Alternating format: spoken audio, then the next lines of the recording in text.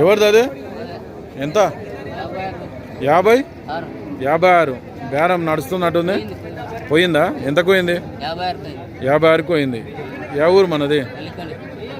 నెల్లికొండి, సిసికుంట మండల్, మహబూబ్నగర్ జిల్లా. Friends 56,000కు sale అయిపోయింది. నువ్వే అమ్మినావా కొన్నావా?